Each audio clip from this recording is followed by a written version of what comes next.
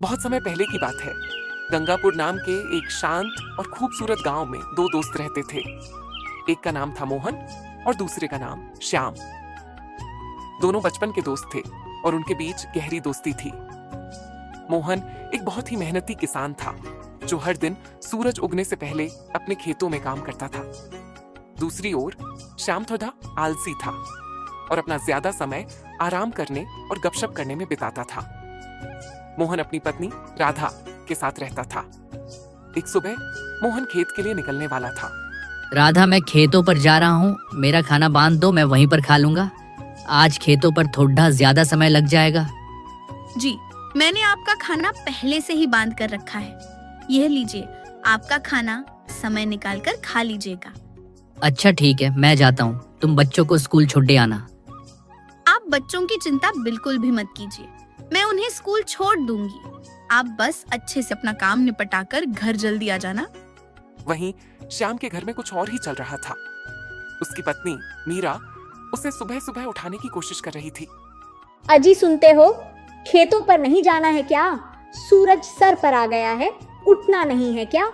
इतना सारा काम पीढ़ी डीढ़ा है और तुम अभी तक सो रहे हो। अरे क्या हो गया भाग्यवान, तुम सुबह सुबह इतना क्यों चिल्ला रही हो? चिल्लाओ मत, चला जाऊंगा। इतनी भी क्या जल्दी है? खेत कहाँ भागे जा रहे हैं? जी, आप अपना काम समय पर कर लीजिए, इतना आलस मत कीजिए वरना एक दिन बहुत पछताएंगे। अच्छा ठीक है, अब मुझे उठने तो दो। हाँ ठीक है, मैं खाना लगा देती हूँ, आप जल्दी नहा कर आ जाइए। इसके बाद खेतों पर भी जाना है। सारा काम ऐसे ही पड़ी डीडा हुआ है। पूरे गांव में सिर्फ हमारे यहाँ ही देर से फसल आती है, सिर्फ आपके आलसीपन की वजह से। अब बस भी करो, सुबह से सुना जा रही हो। चला जाऊंगा, जा रहा हूँ नहाने। श्याम नहाकर आता है और मीरा उसे खाना देती है। खाने में बस ये दाल चावल ही है, कोई सब्जी नहीं बनाई क्या? इसको बोलने से अच्छा तो मैं ये दाल चावल ही खा लेता। अच्छा ठीक है, तो मैं खेतों पर जा रहा हूँ। मोहन अपने खेत में काम कर रहा था। वह पसीना बहा रहा था और उसकी जमीन तैयार हो चुकी थी। तभी श्याम अपने खेत की ओर से निकलता हुआ आया। अरे मोहन भाई, सारा खेत आज ही जोत डालोगे क्या? कुछ कल के लिए भी छोड़ दो। हाँ श्याम भाई, बस थोड़ा सा ही खेत बचा है, उसे भी आज ही जोत दूंगा ताकि कल से मैं अपने खेत में बीज बो सकूं। श्याम अपने खेत की ओर देखता है। कितनी कड़िडढ़ी धूप है। इतनी कड़िडढ़ी धूप में तो बहुत मुश्किल होगा काम करना। एक काम करता हूँ, थोड़ी देर आराम कर लेता हूँ, फिर आराम से खेत जोतूंगा। श्याम एक पैड के नीचे जाकर बैठ जाता है और थोड़ी देर बाद फिर से उठता है। चलो अब थोड़ी सी जुताई कर लेते हैं। श्याम थोड़ी देर काम करता है, फिर उसे भूख लगने लगती है। भूख लग गई, चलो पहले कुछ पेट पूजा कर ली जाए, फिर दोबारा से काम करूंगा। मोहन खाने का डब्बा लेकर बैठा ही था, तभी वहां एक साधु बाबा आ गए। साधु बाबा थके हुए लग रहे थे और उनके चेहरे पर भूख झलक रही थी। अरे बेटा, बहुत भूख लगी है, कुछ खाने को मिलेगा क्या? साधु महाराज, आज मेरे पास ज्यादा कुछ खाने को नहीं है। ये मेरी पत्नी ने रोटी, सब्जी और धनिया की चटनी बनाई है, खा लीजिए। मोहन और साधु बाबा को बातें करते देख श्याम की नजर उन पर पड़ी। यहाँ मोहन के पास कौन आया है? कोई साधु महाराज मालूम होते हैं, चलो चलकर देखा जाए। श्याम मोहन और साधु बाबा के पास आया। प्रणाम साधु महाराज। खुश रहो बेटा, तुम्हारा कल्याण हो। महाराज, मैंने आपके लिए आसन लगा दिया है, आप यहाँ बैठकर खा लीजिए। पर बेटा, तुम्हारा खाना मैं खा लूंगा तो तुम क्या खाओगे? आप मेरी चिंता मत कीजिए बाबा, मैं थोड़ी देर में घर जाकर खा लूंगा, आप ये खाना खा लीजिए। साधु महाराज, मेरी पत्नी ने भी खाना बनाया है, बहुत स्वादिष्ट खाना बनाती है, थोड़ा खाकर देखिए। मेरी भूख शांत करने के लिए तुम्हारा बहुत बहुत धन्यवाद। धन्यवाद की कोई जरूरत नहीं है बाबा, ये तो हमारा परम सौभाग्य है कि आपने हमें अपनी सेवा करने का मौका दिया। बाबा, आप तो बस हमें आशीर्वाद दीजिए कि इस बार हमारी फसल बहुत अच्छी हो और हमारे परिवार को सुख शांति मिले। तुम दोनों को मेरा आशीर्वाद है। मेहनती किसान हमेशा सफल होता है, लेकिन आज मैं तुम्हें कुछ विशेष देना चाहता हूँ। साधु महाराज अपनी झोली में से कुछ छोटे छोटे बीज निकालते हैं और उन्हें मोहन और श्याम को देते हैं। यह साधारण बीज नहीं है, ये जादुई बीज हैं। इन्हें अपने खेतों में बो दो तो ये तुम्हें वही देंगे जो तुम बहुत ज्यादा चाहते हो।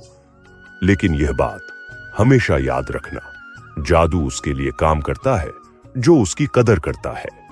ये बीज अपने आप में शक्ति रखते हैं, लेकिन अगर तुम इन्हें सही देखभाल नहीं दोगे तो तुम्हें इनसे कुछ भी नहीं मिलेगा।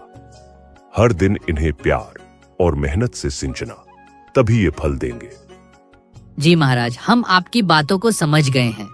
हम इन बीजों को रखेंगे और इन्हें बहुत प्यार से सिंचेंगे। लेकिन यह जादू है तो हमें इतनी मेहनत करने की क्या जरूरत है? मुझे नहीं लगता कि रोज पानी देने से कोई खास असर होने वाला है। ये तो खुद ही उग जाएंगे और फल देंगे।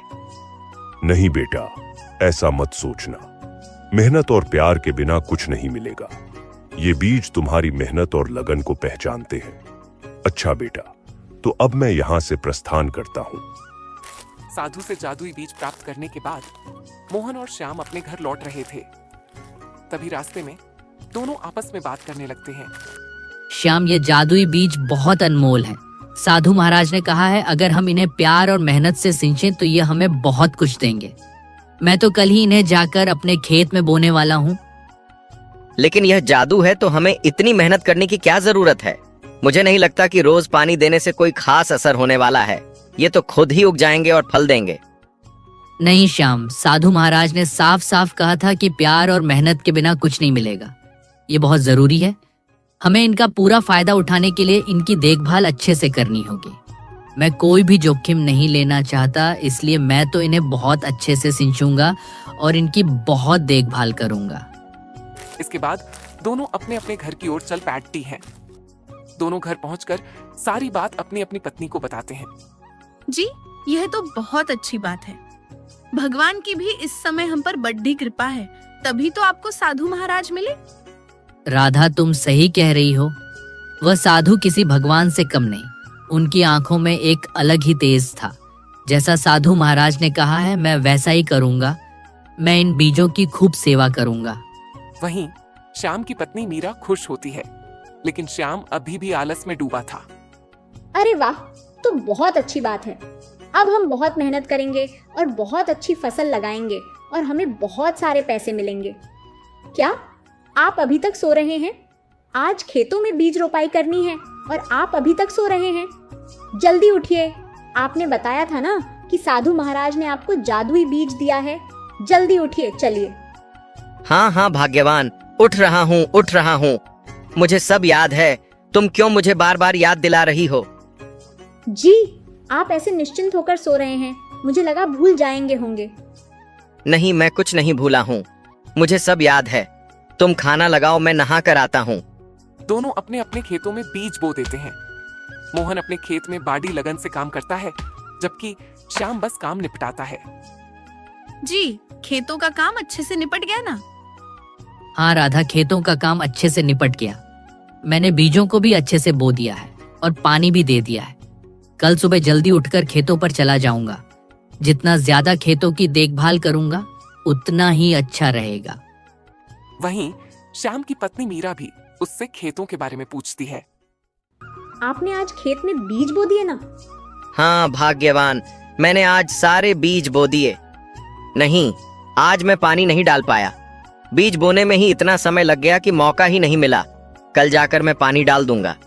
लेकिन साधु बाबा ने कहा था कि रोज इसे प्यार और मेहनत से सींचना। अगर आप इसकी देखभाल नहीं करेंगे तो यह कैसे बढ़ेगा? तुम चिंता मत करो, वे जादुई बीज हैं, वे खराब नहीं होंगे। तुम बेकार में ही चिंता कर रही हो। साधु बाबा ने कहा है कि बीज जादुई हैं। मेहनत के बिना कुछ भी हासिल नहीं होता। तुमने देखा ना, मोहन अपने खेतों में कितनी मेहनत करता है। अगर तुम भी मेहनत करोगे तो हमारे खेत में भी अच्छी फसल आएगी। मैं कल जाकर उनमें पानी डाल दूंगा। मोहन ने अपने बीज को खेत में बो दिया और हर दिन उसमें पानी देने लगा और उसकी देखभाल करने लगा। उसने अपने बीज को ऐसा सींचा जैसे वह उसका बच्चा हो। दूसरी ओर श्याम ने भी अपना बीज बो दिया, लेकिन उसने सोचा कि बीज तो जादुई है तो इतनी देखभाल करने की जरूरत नहीं है। उसने सिर्फ अपने खेत में पानी डाला और बाकी समय आराम करता रहा। कुछ समय बाद मोहन के खेत में हरी भरी कद्दू की फसल आई, जो देखने में गोल गोल मोटी ताजी थी। प्रत्येक कद्दू का साइज आम कद्दू से काफी बड़ा था। उन्हें देखकर मोहन बहुत खुश हुआ। उसने यह बात जाकर अपनी पत्नी को बताई। उसकी पत्नी भी बहुत खुश हुई और वह दोनों कद्दू की फसल तोड़ने के लिए एक साथ खेतों में आए। जी सच में, हाँ, यह तो बहुत अच्छी कद्दू की फसल आई है। इतने बड़े कद्दू तो मैंने आज तक नहीं देखे और ये देखने में भी कितने सुंदर लग रहे हैं। चलिए इन्हें जल्दी से तोड़ लेते हैं, फिर आप इन्हें बाजार में बेच आना। दोनों कद्दू की फसल तोड़ने लगते हैं और देखते ही देखते उनकी टोकरी कद्दुओं से भर जाती है।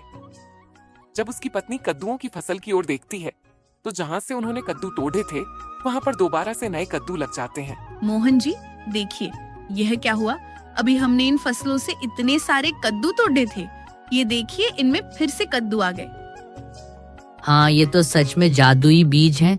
लगता है ना इनकी फसलें कभी खत्म नहीं होती। हाँ मोहन जी, यह बीज तो सच में जादुई है। अभी तो हमने इतने सारे कद्दू तोड़े थे और फिर से उतने ही कद्दू आ गए।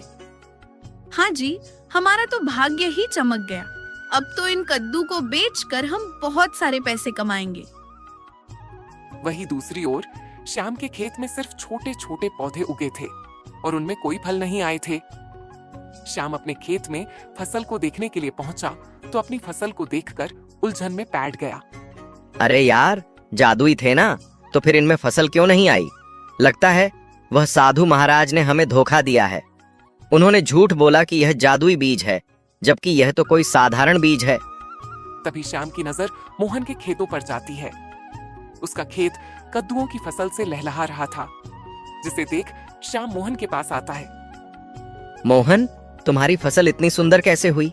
लगता है वह साधु महाराज ने मुझे नकली बीज दिए थे और तुम्हें जादुई। नहीं श्याम, साधु महाराज ने हमें जादुई बीज तो दिया था, लेकिन उन्होंने कहा था कि उनको प्यार और मेहनत से सींचना होगा। मैंने हर दिन अपने खेतों में मेहनत की, पानी दिया और उसकी मिट्टी को ठीक किया और उसी कारण मेरी फसल इतनी सुंदर और फलदार हुई। और तुम्हें तो मैंने कभी खेतों में अच्छे से काम करते हुए देखा ही नहीं, तो शायद इसी वजह से तुम्हारी फसल इतनी अच्छी नहीं आई। श्याम को अपनी गलती का एहसास हुआ। अरे नहीं, मैंने यह क्या कर दिया? यह बीज तो सच में जादुई थे। मैंने इन पर सही से ध्यान नहीं दिया, इसलिए इन्होंने मुझे फल भी नहीं दिया। यह सब मेरी ही गलती है। अगर मैंने भी इन्हें बीजों का अच्छे से पालन पोषण किया होता तो आज मेरे भी खेतों में मोहन की तरह कद्दू की फसलें लहलहा रही होती। मोहन ने कद्दू को बेचकर खूब लाभ कमाया। वहीं दूसरी ओर श्याम को पछतावे के अलावा कुछ भी नहीं मिला। कहानी अच्छी लगी हो तो वीडियो को लाइक और चैनल को सब्सक्राइब करके एक प्यारा सा कमेंट जरूर करें। Thanks for watching.